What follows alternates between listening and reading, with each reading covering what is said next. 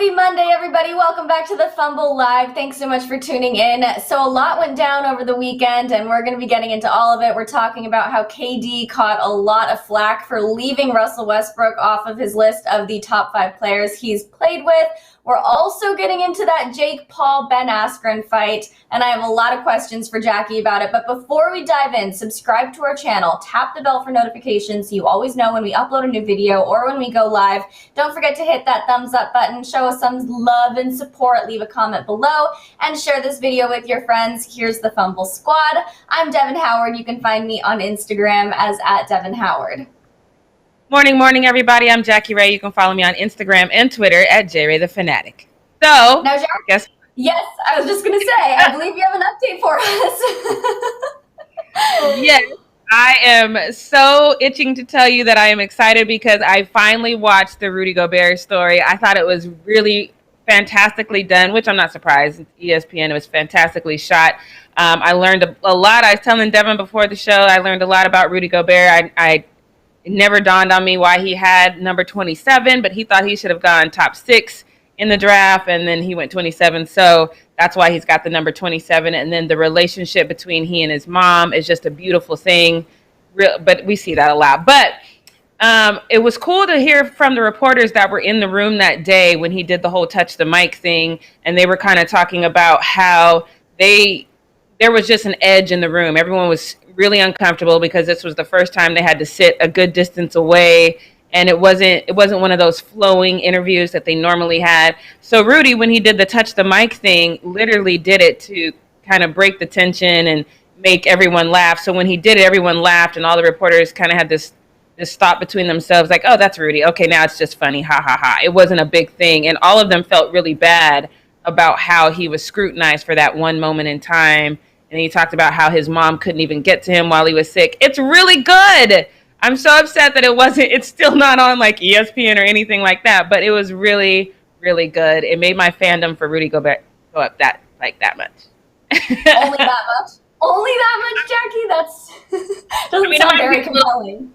Might be a little higher, but I mean, my Rudy Gobert fandom was pretty high anyway, so yes. That's true. You're like one of the only people I know that really just is a hardcore fan of Rudy Gobert, and I admire you for being so committed and dedicated to that. I really appreciate your little plot synopsis of the Rudy Gobert story because, like I mentioned before, I'm not going to be watching it. I don't think any of us are going to be watching it. I appreciate Rudy Gobert and what he brings to the table. I'm not that interested in his life story, but I do think it's good to get a different perspective on that microphone touching incident because he was pretty much canceled after that, which was kind of outrageous if you think about it now. And, you know, obviously his intention was not to be malicious or like to get anybody sick. None of us knew how serious the pandemic was when that was going on. So I think it's good and refreshing that we are able to get that different perspective. So Jackie, thank you so much for that update. I love it. We have been waiting for this for a very long time. You had to catch it on Vimeo, so you really went out of your way. Yes. I didn't even know Vimeo was still a thing, but okay. I know, me either. I haven't looked at a Vimeo video in years. It's been a long time. But that's where I guess Rudy Gobert gets his moment to shine, poor guy. All right, let's get into KD because KD got his moment to shine in not the best way. He caught a ton of flack for leaving Russell Westbrook off of his top 5 players he's ever played with, only he didn't forget Russ at all. Now, this is the time where I think, Jackie, I'm speaking for you, but maybe you'll disagree. I think KD definitely did not deserve the backlash that he received. So first, there was this clip that was circulating around the internet. So Leo, can you put that first one up for us? Oh, actually, this is Dame's reaction to it. So it's top the other players video you ever played with. There we go. Kyrie, James, Cool. James, Harden, Steph, Clay,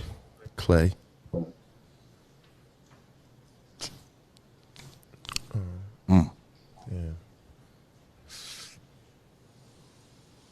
And I'm gonna go Serge Ibaka. Damn. Damn. I thought somebody else was going to go into that from LA, but that's so another story. I'm just. All right, so I forgot something. Right. Yeah, to me, I thought you was going to say. I ain't even going. So clearly they're all surprised that Serge was the last guy to get a spot on KD's list, because obviously KD and Russell Westbrook were one of the best duos in the league at that time. And of course, things ended kind of on a bit of a sour note when KD left OKC to go to the Warriors, but that still doesn't take away from the accomplishments that they had together. So Dame even reacted to this whole video clip with the emoji. So Leo, you can throw up that tweet again if you want, just so everybody can see it. It's that little emoji. So he's kind of like, that's a little bit strange. But that wasn't the full clip, you guys. And this happens a lot where media sound bites and tweets and interviews, they get taken out of context and then the story blows up. So of course, the story is really great when it's KD leaves Russell Westbrook off of his list of top 5 players. But in reality, he didn't at all. So Leo, let's play that second clip for us. Russ will definitely be top 5. Okay.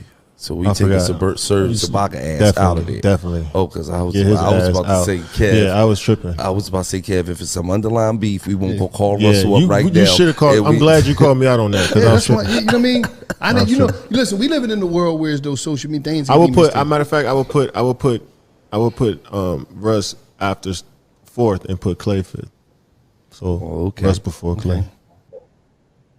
All right, so he did correct himself. He took that moment in time to say, actually, yeah, I messed up. Russ definitely needs to be there. And this is not the first time this has happened with KD. So, Jackie, why do you think people are so quick to take what KD has said, or in some cases hasn't even said, and twist it to create these negative narratives about him? Okay, so let me personalize it, because when I'm just like you, I saw.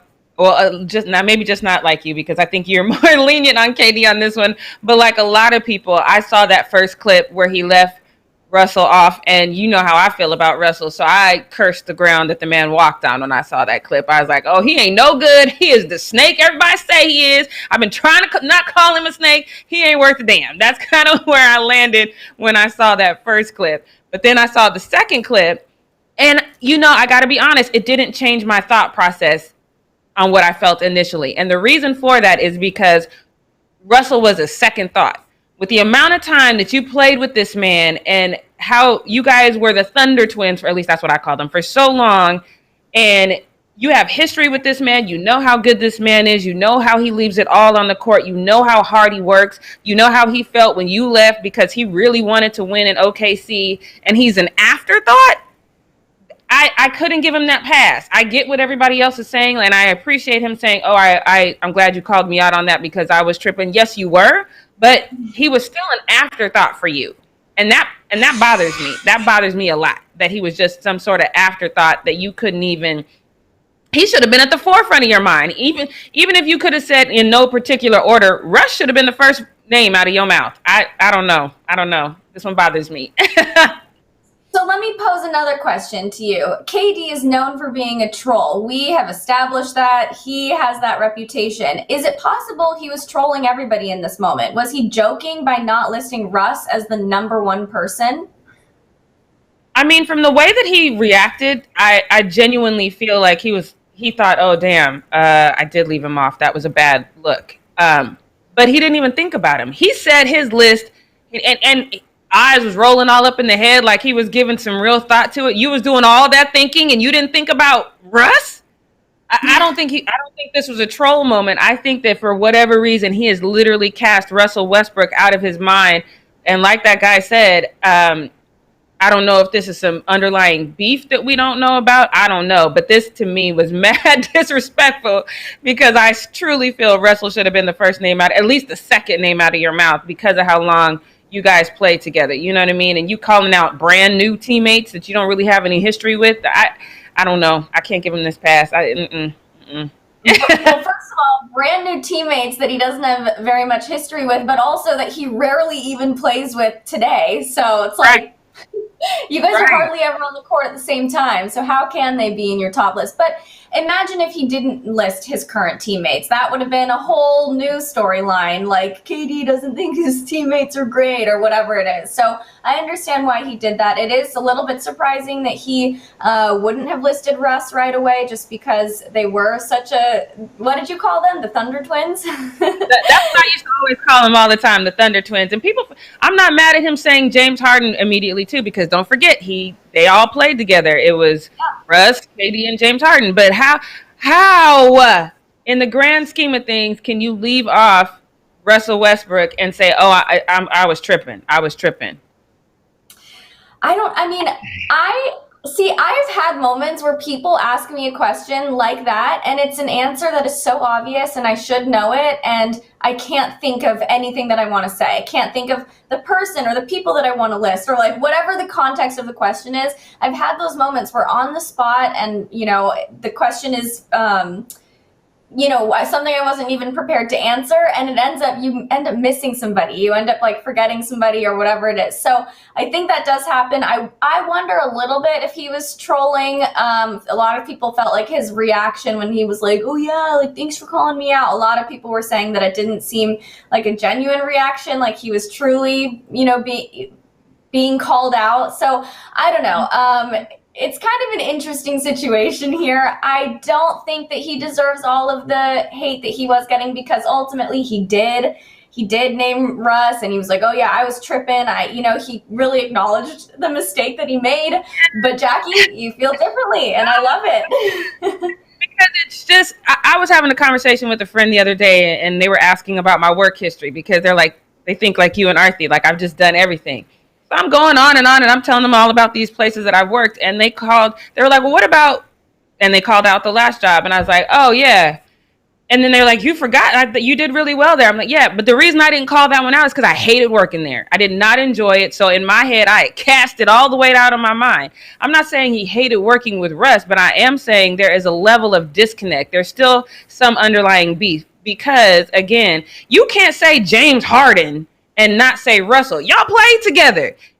It should have triggered you. Saying James Harden should have triggered Russell Westbrook. That's how that should have went. And the fact that it didn't, he lying when he said, "Oh, yes, you were tripping," but it wasn't one of those situations where I was like, "I just plainly forgot." That was a malicious leave out. I don't care. I could be wrong, but that one bothered me so much, because there's never been a duo outside of Dwayne Wade and LeBron James that I've really wanted to see do it together more than I wanted to see Russ and KD do it together. And for him to just leave him out like that, I don't know. It bothered me. Clearly, I'm unnerved by this. You are unnerved. And hey, it bothered me, and it bothered a lot of people. I'm just willing to give him a pass.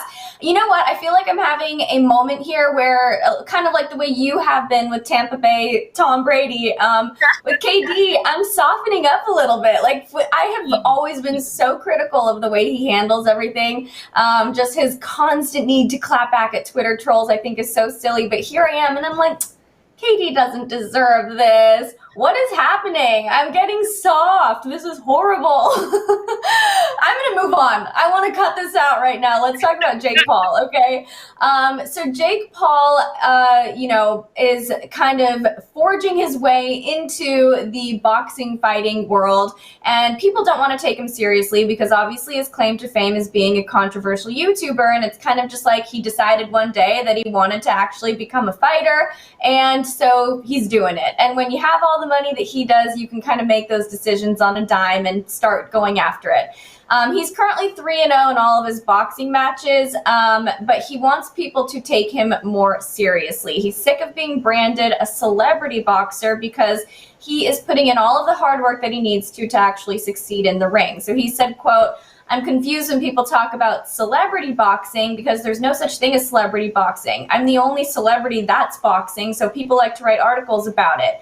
It doesn't really make sense to me. I'm a real fighter. I've shown that. I'm 3-0, 3 knockouts, 2-0 as a professional with 2 knockouts, but I'm the only celebrity or influencer that's fought in like that in the past 2 years, so I'm really the only one doing it." So he thinks that the fact that he's a celebrity doesn't take away from what he's able to do and how well he's able to fight. But Can he really take on somebody like Floyd Mayweather, like Manny Pacquiao? Jackie, what do you think? So here's the thing. You guys know I watch a lot of UFC, and there's a huge difference between UFC and boxing. Yes, a lot of UFC guys are great strikers. They do step up their boxing, their boxing prowess. But for the most part, you've got a lot of different fighting styles that you kind of incorporate into your game, and a lot of them don't really focus on boxing too much. Ben Askren is 19-2-0. So six of his fights he's won by technical knockout. He's never knocked anyone out cold, and his striking sometimes can use work. But it is a different skill set in its entirety. And if we didn't learn that before, we definitely learned that with Conor McGregor and Floyd Money Mayweather. Conor McGregor, as far as his striking prowess, his hits are way harder than Floyd Money. That, hands down, no argument about that. That's a fact. But at the end of the day, Floyd Money is an amazing boxer. His fundamentals of boxing are ridiculous, and Conor McGregor just didn't have that. And we've seen that. That being said, this whole thing to me bothered me. I was telling Devin before we got on the show, I was not going to pay for this. I'm not going to pay for anything that has Jake Paul's name in it. Not doing it. So I had to get the bootleg service, and it took a minute for it to come up. By the time it came up, the first thing that I see on my screen is Ben has his back to the camera. He's kind of doing his thing. I didn't immediately recognize that I was watching the Ben and Jake Paul fight, because Ben looked like he'd been eating Big Macs and drinking Dr. Pepper for the last year. He put on way too much weight. And so the second I realized which fight I was watching, I was upset, because here's what we do know about Jake Paul. He's serious about his boxing technique. That man is putting in the work. He is going to the gym, and he is making sure that he is good at boxing. You can't just be out here eating all willy-nilly and not training and getting into the ring with Jake Paul, because I do believe if Ben had done what he was supposed to do training-wise, I don't know, at this point, Jake is in there doing what he's supposed to do, but at least it would have been a decent fight.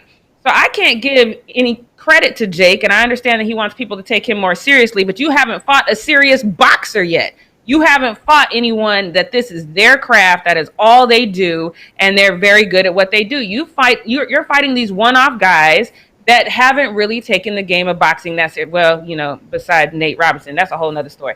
But you still are going in there with guys that we can explain why you won. We can explain why you beat a UFC fighter who is clearly overweight and hasn't been training. We can explain that. You have to get into the ring with fighters that are like Floyd Money and 50-0, and then we can talk about you seriously. But until then, you're just a YouTuber that has probably in fights that a lot of people see as rigged, and I can see why. When you get a UFC fighter in there that looks like he hasn't trained since his last fight, it is unnerving, and I can't help but think that Dana White is in on this in some way, and that he is getting some sort of payout every time Jake Paul wins. I don't know why I'm putting this all on Dana White, but this is what I feel in my heart. So that's my 2 cents. Jackie, I'm with you on this, because I think that it does in a way take away from what these other fighters have done and these other boxers have done. They've been training for this their whole lives. They've been gearing up for these kinds of fights, and then here Jake Paul comes out of the blue and decides that he wants to do it, and he expects to be taken seriously right out of the gate. I think it's going to take several more matchups with somebody like Floyd Mayweather for people to actually look at him as a serious threat. Do you think that real fighters are cool with him doing this, or do you think that it's embarrassing to them because it does take away from all of their own accomplishments and their own training? I think it depends on which fighters we're talking about. I think UFC fighters, they don't really care. UFC fighters have a different mindset because they are trained in so many different skill sets. They feel like, I can fight anybody at any time. The way that Conor McGregor spoke about Floyd Money is, I believe, very much a UFC mindset. I think Floyd Money is the exception to that rule. Floyd thinks he's the greatest of all time in everything, so he's going to be the one to be like, okay, if you want these hands, I'll give you these hands. But I don't think, at least me personally, I can't see people who are trained specifically in boxing wanting to to take on a person like Jake Paul, because it doesn't level up your position, your standing in the boxing world. It doesn't, you're not going to get closer to that, title because you fought Jake Paul. So it's irrelevant. For UFC fighters and things of that nature, I think it's just more like bragging rights. I think that when Floyd fought Conor McGregor, it was just, Floyd's that type of guy like, okay, I'm tired of hearing you talk. I really am tired of hearing you talk. So this means nothing to me. This isn't going to change my standing in the boxing world. So let's get it. But I just don't see a real boxer. And that I think deep down inside Jake knows that, because Jake knows as much as, and again, you can tell by the way Jake is in the way he is in the ring. He is training. I don't want to say that he's not training. I can tell that this man is training, but he doesn't have the years and years and years of training under his belt that these professional boxers do. And that's why he doesn't want to get in the ring with professional boxers. He's going to call out Floyd Money because Floyd Money is like, dude, I've already fought Conor McGregor. You ain't Conor McGregor, so this ain't going to happen. And he knows that. So I just think that Jake is doing, he's milking the system. And to people who are saying that this fight was rigged, I don't have an argument for that. Because how do you explain Ben getting into the ring looking like he looked if it was a real fight? If it's a real fight, you know what you do for real fights? You train. And Ben clearly didn't do that. So how are you going to stop the naysayers from saying it's rigged when you look like you just woke up and was like, oh damn, the fight's today? I forgot. Like, you don't look like it was even on your agenda. So I don't know. This whole thing with Jake is annoying. And I'm tired of seeing this man, and I'm tired of seeing him win for sure. Yeah, I think that Jake deserves credit for the training that he has put in recently. Whenever that started, he's doing it. He's getting out there. He's trying to become a better boxer. He's trying to learn how to fight. And I respect that. But I also think that it's annoying and cocky of him to come out of that, the couple years or however long he's been training, to come out of that and say, I'm not a celebrity boxer, I'm a real fighter. Like this, I deserve this attention. I deserve all of the praise that I'm getting. So I think that is a little bit annoying. Like you have to work your way up to a seat at that table, and then also with the fight being rigged, I also agree. It just seemed like it was too easy for Jake. And people also actually noticed Ben walking out after the game, and he was smiling, and he didn't seem like he was, bummed about it at all. And I think if you are actually a professional fighter, losing to Jake Paul would probably make you not want to smile on your way out. So that was a little strange. Very, very strange, actually. Very strange, because usually how that should have gone is you just lost to somebody that watch fighting. We consider him a no name. We don't care how many fights Jake Paul has won. He's a no name. He's just some guy that gets in the ring. And when you lose to that guy, you do what Nate Robinson did, and you take days to issue a statement because you are embarrassed and you feel like you've been called to the pavement by a guy that shouldn't have called you there. So it's one of those things where it looked to me like Ben was like, it's cool, I got this money. I did what they told me to do, and it's cool. And that's what it looks like. And when you present yourself like that, you can't change the minds of the people when they think that it's rigged, because you went out there, you looked like trash, and you looked happy at the end. You can't change people's mind like that. I do want to call out the Warriors fan, because he called out John Gonzalez, and he says in the right corner we have YouTuber phenomenon Jackie Ray. That's funny to me, because here's the thing. If I did get in the ring with Jake Paul, first of all, I would do exactly what Ben usually does, and I would run around in circles. He would have a hard time catching me. That's number one. Number two, I would be so yoked because I've been training. I'm not going to get in there and look like I've just been eating. Stop. All right, well, I'm waiting for that one to happen, Jackie. Start training now so you're ready to go. I have all sorts of rocks in my gloves. Y'all would be looking at the tape like, her gloves is rigged. Yes, they are. Yes, they are. All right. Well, that wraps up Need to Know News. Great conversation. Jackie, let's go into the post-up.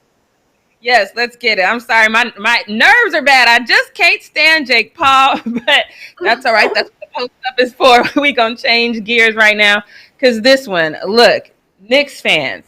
And Kevin, I know you in the chat, Kevin Pryor, I know you a Knicks fans, but I hate to break it to you. This narrative that y'all see the headline, it says Zion is smitten over New York.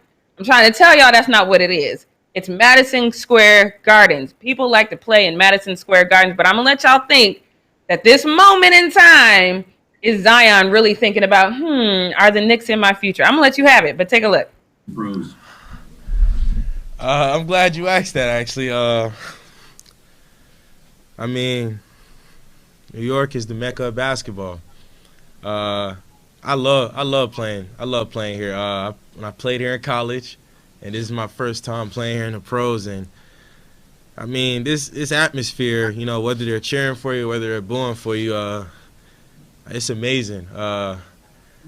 Honestly, I think outside of New Orleans, obviously, I think this might be my favorite place to play outside of New Orleans. I can't even lie to you. I can't lie to you. All right, thanks, Z.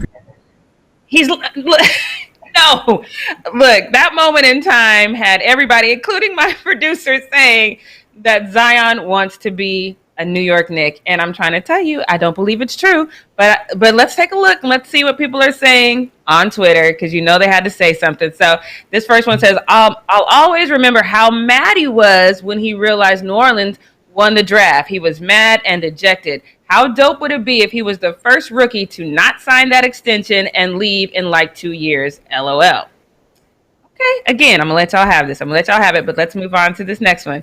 Let me tell you something, and I don't care what nobody else says. Y'all can say what you want because I don't care. I like RJ Barrett, don't get me wrong, but if it wasn't for that NBA lottery draft, we would have had Zion Williamson, and it shows he wants to play in Madison Square Gardens. You're absolutely right. He wants to play in Madison Square Gardens, okay? There's a period there, but let's go on to this next tweet. He says, I'm a Bulls fan, and even I know he wants to play with the Knicks. I saw that during draft lottery night. His disappointment when New Orleans secured the number 1 pick showed all over his face. He wanted New York, and then and now. I mean, just look at his smile. Okay, so I hear y'all. I do. But and I don't want to rain on anyone's parade because no, he does not. If you listen to any athlete, they all love to play in Madison Square Garden.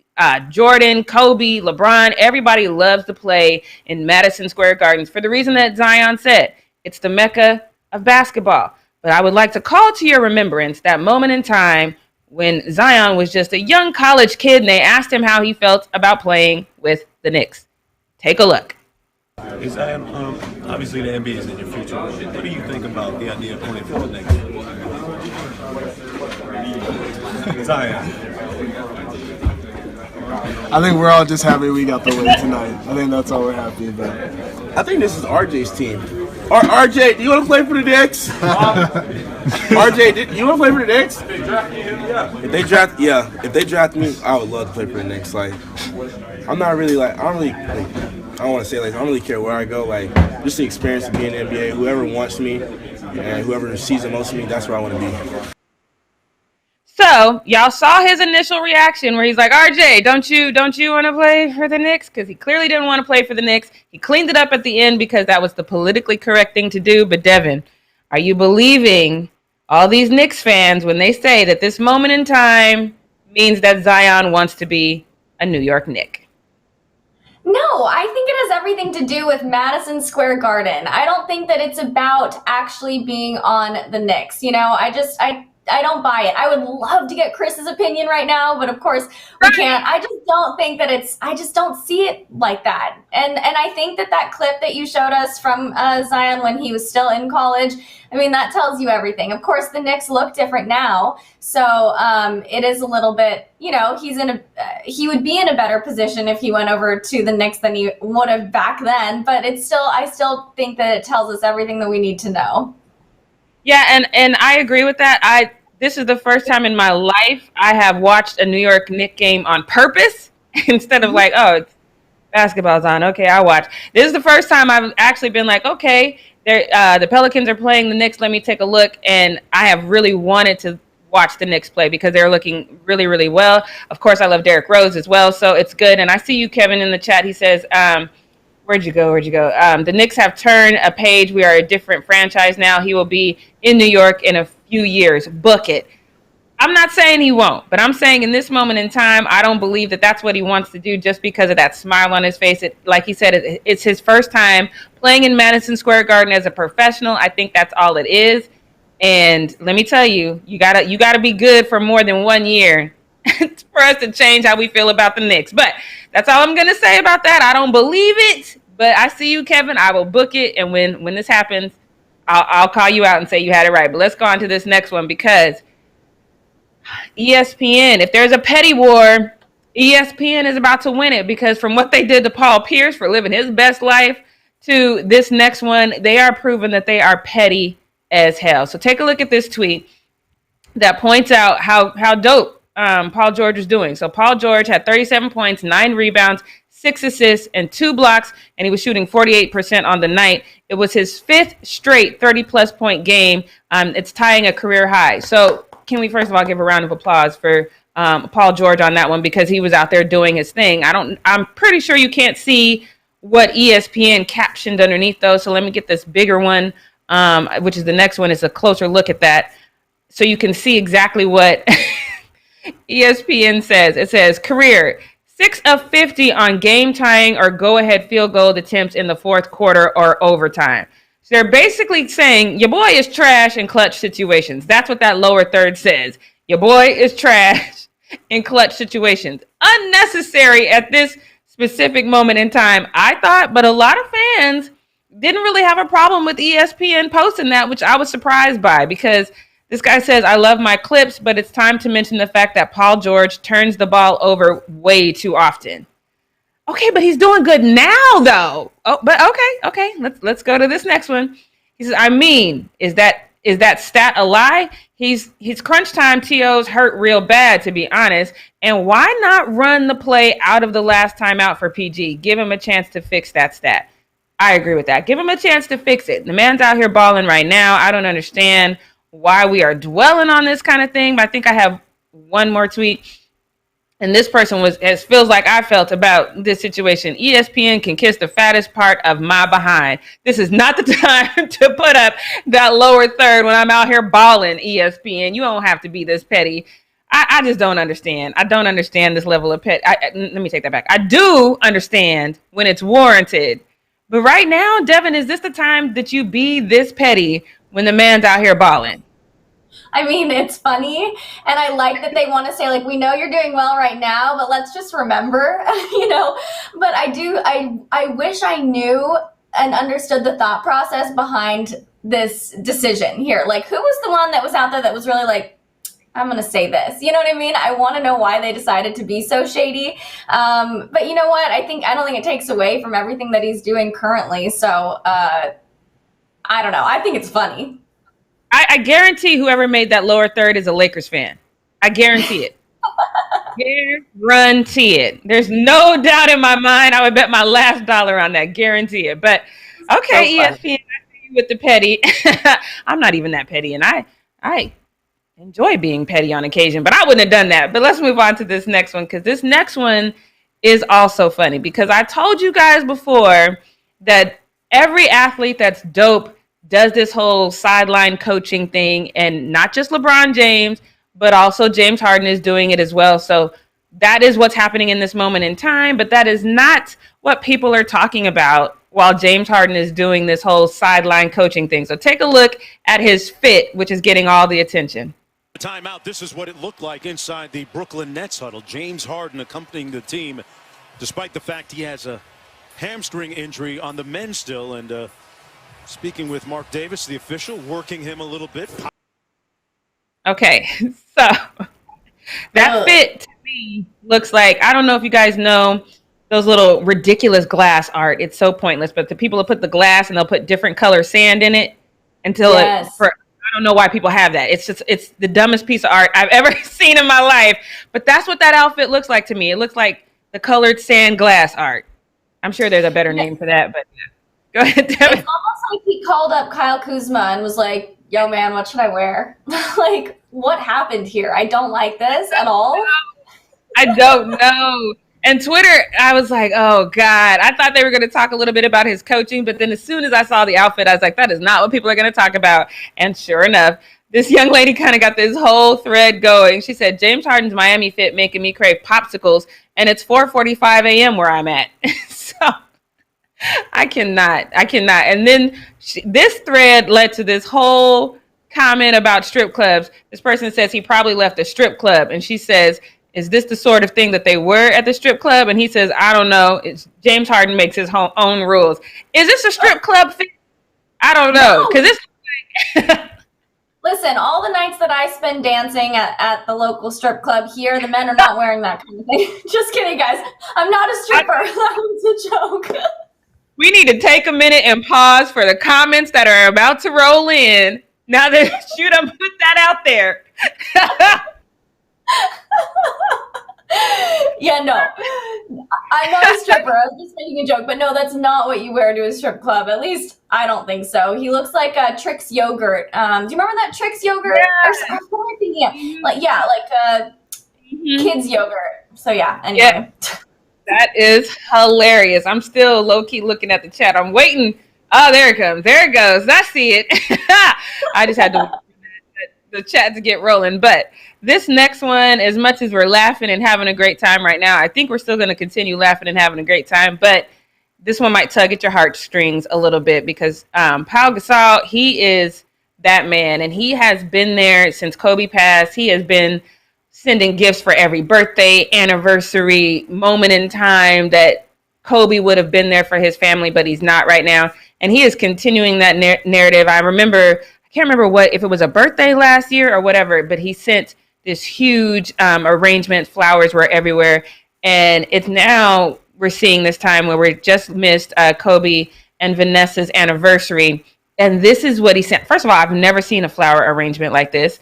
But this is gorgeous. And so Vanessa, of course, posted this to her IG story, and she thanked Pau Gasol and his wife for sending out this flower arrangement on their anniversary. This one tugged at my heartstring a little bit, and I was like, okay, this is watery substance coming from my eye. And this tweet exactly explains how I felt in this moment. It's like, lie down, try not to cry, and then cry a lot is exactly how I felt. It is crazy to know that just their relationship and how close they felt. It's so important that this happens because I always say that Vanessa represents for Kobe on every single moment, and she probably has these times where she feels kind of sad and down herself, and just to have someone like Pau lifting her up, I thought that was a beautiful thing. JD, I see you in the chat. He said, you went past. Said 20 years for Vanessa and Kobe. It's so unreal. Congrats for 20 years of marriage. So yes, I agree with that so much. And we're sending you love from the Fumble, Vanessa, because this is a beautiful thing and I love it. So let's move on to this next one though, because you guys seem to be loving rumors from the Zion rumor to the Knicks to now we're going to be talking Jason Tatum to probably the Lakers. So if you remember, the Lakers almost beat the Celtics without AD and without LeBron. That was on Thursday. Fell just a little short in part because of the beautiful man known as Jaylen Brown, who scored 40 points. But despite that, Jason Tatum posted this to his IG. So I want you to take a look at this post. This is to his story. First of all, there's a fantastic picture. Shouts out to the photographer who took this picture. It's a fantastic picture. And of course, it's Jason Tatum looking down at that Lakers logo. Now, keep in mind, Jason Tatum is he grew up a Lakers fan, huge Kobe fan, huge Kobe fan. And I think that this moment in time is more of a nostalgia moment for him, kind of being in this moment in time. And he's out here doing his thing and looking at that Lakers logo. I would bet my last dollar he was thinking about Kobe in that moment. So, but the rumors abound about this whole, is he going to now be with the Lakers? So I think I have a tweet in there about that. It says, y'all do realize there were so many tweets about people saying, oh, he's going to come to the Lakers. This means he wants to come to the Lakers. This person says, y'all do realize he grew up a Laker fan and idolizing Kobe, right? He even wore a purple and gold 24 armband, which he did. This does not mean he wants to be a Laker, you morons. Lakers and Kobe just mean a lot to him, and it's an honor to be a part of the Celtics/Lakers rivalry. I agree with that. On top of that, he signed that big contract, so he has to be in Boston for at least another 4 years. By that time, LeBron will be out. AD will be at the tail end. I don't think we're going to see Jason Tatum in LA personally, but Devin, what do you think? Do you think people are reading too much into this photo? You know what I think it is that people forget that these basketball players also grew up as fans. It's Right. really easy to forget that they did have a history of cheering for a specific team. And then, of course, once you get to the league, you have to be okay with wherever you end up. Once you're drafted, you have to be able to become a fan of the team that you're on or the team that you get traded to or whatever it is. So I think that maybe, the Lakers franchise holds a special place in his heart for all of the reasons that you just mentioned, but that is not a sign that he wants to be a Laker or that he's, going to try to get out of his contract or anything. So I don't see this happening. I don't see this as a sign. I just think it was more of like a special moment for him. I agree. And I agree with you guys in the chat. That photo was dope. I love that photo. If I was Jason Tatum's girlfriend, I would get that blown up and framed and have it right when he walked in the house. That photo was super dope because it embodies who he is as a Celtic and his love for the Lakers and Kobe. I think that photo is super dope. But since y'all want to talk about Lakers rumors, let's get on to this next one because this next one is hilarious because basically Dad is putting Klay on blast. His dad posted this tweet, which I thought was hilarious. He said, "See, I tried to make him one, but the damn Warriors got him first. And there's cute. How adorable is he? Little Klay in his little Lakers hoodie. That is adorable." Klay was just a little cute little kid, though. Just an adorable kid. But I love that his dad posted that because, once again, people got to start talking about these rumors. So this first one says, "We still got time to get Klay home. He's going to bounce back and have a long career. Go Lakes." Okay, that's cute and everything, but I don't know. I think I got one more tweet. Somebody saying something similar. It says, "Make no damn sense not to come to the Lakers. Follow the footsteps that Dad paved the way for you." So, okay. I wouldn't be mad if Klay came here, but keep in mind, people, you got to make sure he's healed properly. But it's just Dad and his fandom. It's not a real thing. So stay calm on that one. But let me go to something else right now that I think is completely disrespectful because I've said this before. I am going to say it again. African names, when you look at them, they are very, very intimidating. I'm not going to lie, very intimidating. But I have an African friend now, which I'm excited about because every time I get into these problems with these names, he always tells me, he goes, "I don't understand why Americans can't say African names. Your names are spelled weird. Our names are spelled phonetically." So then once he told me that, I kind of started looking at names and I was like, oh, snap. He's absolutely right. So let's go to TLC. For if you don't know who that is Timothée Luwawu Carbo. His last name is French, which is Carbo, whatever. So, but it's Timothée Luwawu Carbo. Yes, I got it because I practiced it. But I'm not on the team with him. So I would think Blake Griffin would know how to pronounce his teammate's name or just call me TLC like everybody else does. But don't do this, Blake. Take a look. Timothée Luwawu. Name's a nightmare, man. Good luck out there.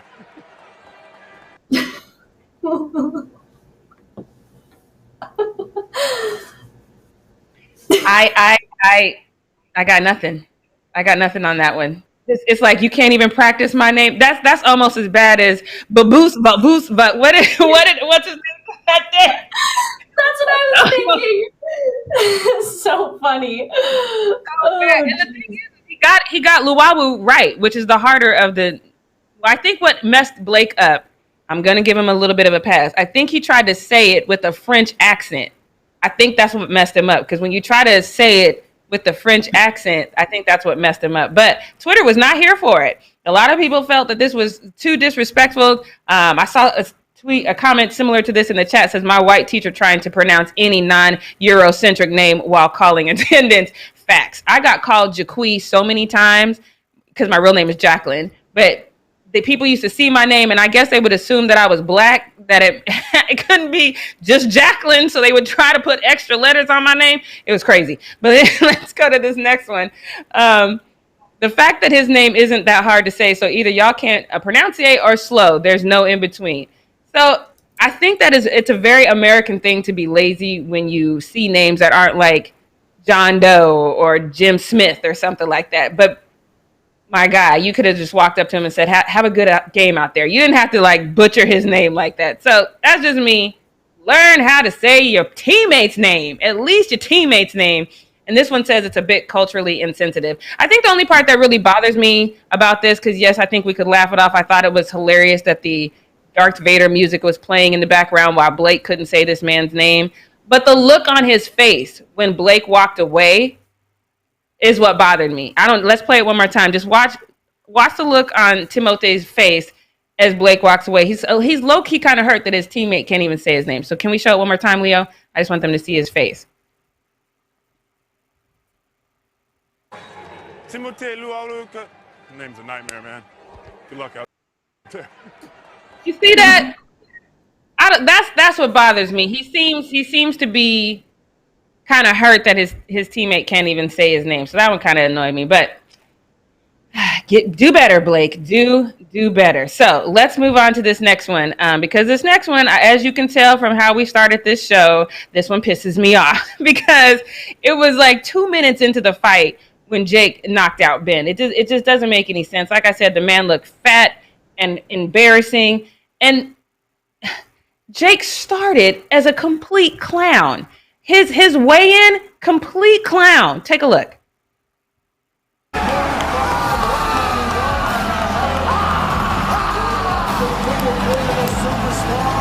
Pay-per-view from Mercedes-Benz Stadium here in Atlanta, Georgia. I love how Ben's trying to suck in his stomach at weigh-in. No, we see it, Ben. We know the Krispy Kreme. That's too much. So a lot of people were upset because he was obviously kind of trying to portray Conor McGregor. And, he talked all that trash about Conor McGregor and his wife. I get why people were mad about that, but that's what UFC fighters do. They'll have respect for each other 1 minute, but then the second they're supposed to fight each other, it's all beef. And then after the fight is over, then it's back to respect. That's just kind of a UFC thing. But Jake's not a UFC fighter, so I get the disrespect. But this. I don't have anything else good to say about this. I'm just going to move on because I'm annoyed with this person, and I'm just done with this one. But this one is the best way to get me out of my annoyance is to end in some beast mode fashion. And I love this because a lot of us, those of us who are Black, we code switch a lot, and we change our vernacular depending on who we're speaking to. Marshawn Lynch does not do that. He never code switch. He is Marshawn Lynch all the time, even when he's talking to Dr. Fauci, and I am here for it. Take a look. Well, what's happening, man? You got Marshawn Lynch here, man, better known as the boy, the kid, beast mode, man. It's a pleasure to meet the Dr. Fauci himself. You understand me? What's happening, big dog? Thank you. It's good to be with you, Marshawn. No problem. Did you understand anything I just said? Yeah, I got it. I'm good at that. All right, all good. It sounds like we on path. Yep, we're on a path. Yeah, what's going on, boss man? Oh, I love every piece of that. Dr. Fauci is in the house. What's up, dog? Look, don't ever let me meet Dr. Fauci, because that's gonna be like, what's up, Dr. Fauci? Oh God, Devin, did that just not make your whole post up? That made my whole post up. It made my whole post up. Is that the last post up too, by the way? That's the last one, yes. Great way to end it. Love it. I'm going to start calling him Dr. Fauci too. There's no other name now. That's what he is, Dr. Fauci. That's it. I've always wanted to meet him just because I wanted to talk to him about how life was as a scientist while we were under that last administration and how that must have been a mind trip for him. So I've always wanted to meet him, but now I want to meet him just so I can be like, what's up, Dr. Fauci? And then I'll forget every question I have after that. But still, I need to meet this man. He is definitely on my bucket list of people that I want to meet. But that's all I got for the post up. Now, want to move into what we not gonna do, because this one is I'm going to drop a little nugget. I'm just going to hint at why I think this story is so important, because you remember last week, you probably saw a stand-up. Devin did a stand-up about Aaron Donald and him being accused of basically beating the hell out of this guy. And it was a lot. And so we were all kind of like, oh, no, this is crazy. So the person that made these accusations, his name is Defendant Spriggs. And he, via his attorney, said he needed 16 stitches and suffered a broken bone in his head, a broken nose, and a sprained broken arm. And this happened in a bar on the east side in, I believe, Pittsburgh. So that's his whole face. I'm sorry, I don't mean to laugh. Anyway, that's his whole face when this bar fight with Aaron Donald apparently happened. So his attorney issued a statement that said, "We believe there is a misunderstanding and that this escalated between Mr. Spriggs and Aaron, and that this is the result. That was the result of all of that." So what I found interesting about this whole situation is when I was listening, I listened to a lot of sports talk radio. And so I was listening to a lot of that, and there was absolutely no sympathy for Mr. Spriggs. Everyone was laughing at him and like, "Do you not know who Aaron Donald is? How do you pick a fight with this guy? Like, you deserve to get your jaw broke if this is the person you pick a fight with." There was zero sympathy for this man, which I thought was kind of funny. But then on the other hand, I was like, well, wait a minute now, that's kind of jacked up. But nonetheless, everyone kind of jumped to conclusions, and we do that a lot. Jump to conclusions about, why Aaron would beat up this man, and I think all of us kind of fell to the thought process, well, he must have deserved it, because how you pick a fight with Aaron. But turns out that's actually not at all remotely even true, because now the surveillance video has come out from the bar, and the surveillance video, which Aaron Donald's lawyer obtained, shows that yes, dude was getting beat up, but Aaron is literally trying to push people away from him, trying to get people off of him, and basically save him from this behind whipping that he was getting. So his attorney issues this statement and says, "I clearly know this was not him. The situation was developing, and it appears that video evidence vindicates Donald of any wrongdoing." And this is a part of the situation that pisses me off, because as an attorney, you should do your due diligence. It's called due diligence. And before you issue such a damning statement, which your original statement just said there was a misunderstanding and then Aaron beat him up. That's what your original statement said. Despite the fact that there were 5 eyewitnesses that basically said exactly what we saw on the surveillance video, that Aaron didn't do this. But still, you as an attorney went ahead and you released this statement. And I know why you did it. You did it because you're trying to get this money grab, because you think that even if there was a slight graze, you think Aaron would want to probably buy you out and not have this go any further. So I understand why you did it, but I think it was wrong. But nonetheless, we know that Aaron never physically touched this man. He instead tried to save this man. So the Rams COO, Kevin Demoff, he issued a comment on the situation that I thought was very, very on point. He said, "I think we are in an era of cell phones and videos. I think one of the things it's always good to let situations play out." And that's true, in particular in times like this, when it appears to vindicate a player. And it's true, unfortunately, if it hadn't.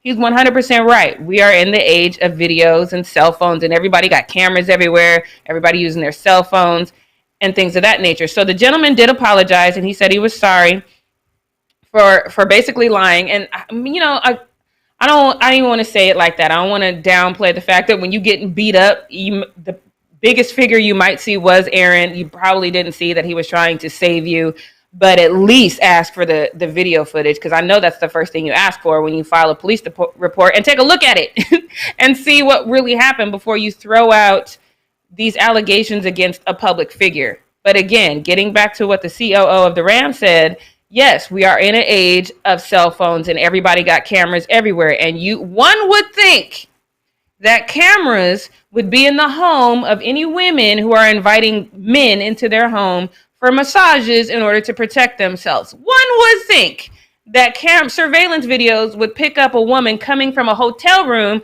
where something happened that she did not want to happen. Maybe she's looking disheveled or in some type of distress.